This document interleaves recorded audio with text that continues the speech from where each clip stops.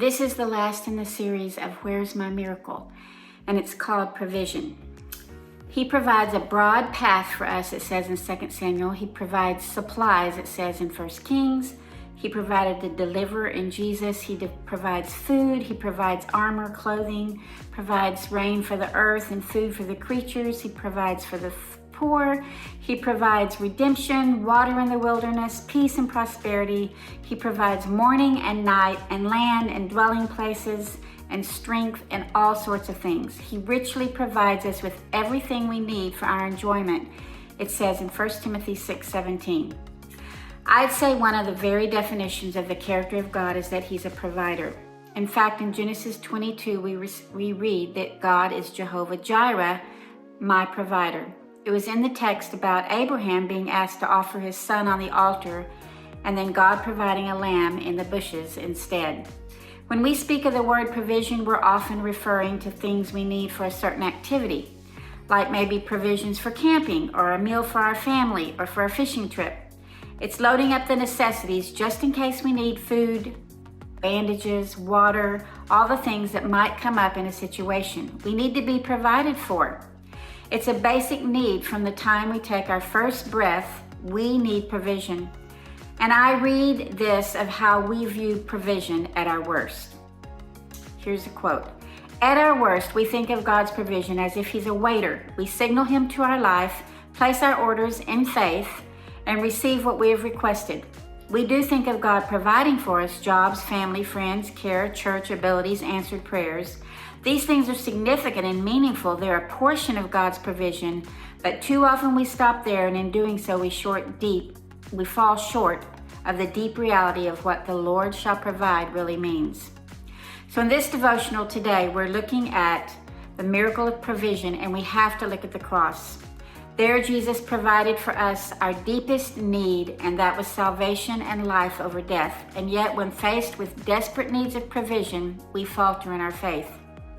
I've been in need of provisions before, financial for sure, healing, yes, direction, yes.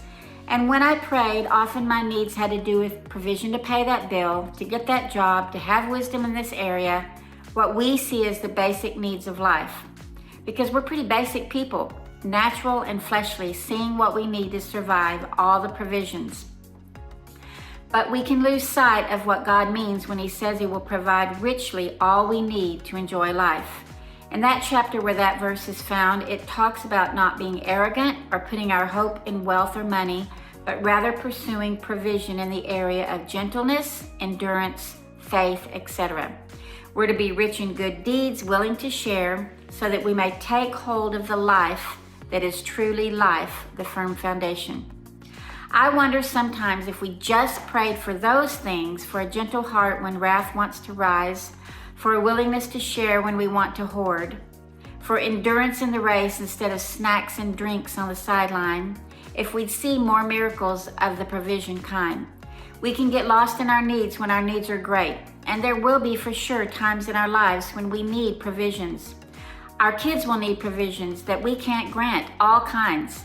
We'll find ourselves in dire straits due to storms or tragedy and sit at the seat of mercy of others as they give and bless us and provide for our needs.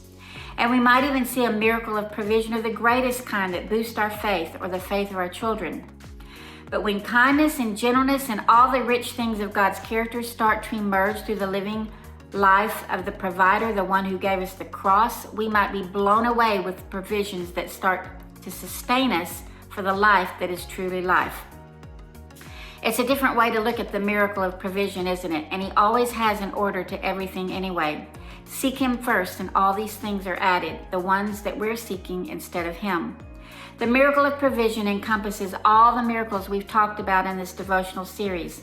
Miracles of healing, being set free from bondage, sickness in this sin-sick world, blind eyes that we need to see. We want the paralyzed to walk, even resurrections from the dead and miracles in nature when we need a rescue. It's all provision from his hand, which he promises and demonstrates in every story in the Bible, from creation to the end of time. He provided the world and all that's in it. He led his people and provided paths through seas and sandals that never wore out. He delivered folks from lions, bears, death threats, and more. And he sent his Son to destroy the work of evil and death once and for all. He then began providing and demonstrating healing to all that came to him, others that were brought to him, those that asked for sight, and the outcasts that begged to be included, and he provided for all the things. God is our God of miracles from the time we're born till we take our last breath or he comes again. And even then, he's promised to provide a place where there's no more sorrow and sighing. Isn't that the hope, or the innermost hope of our hearts? No more sorrow.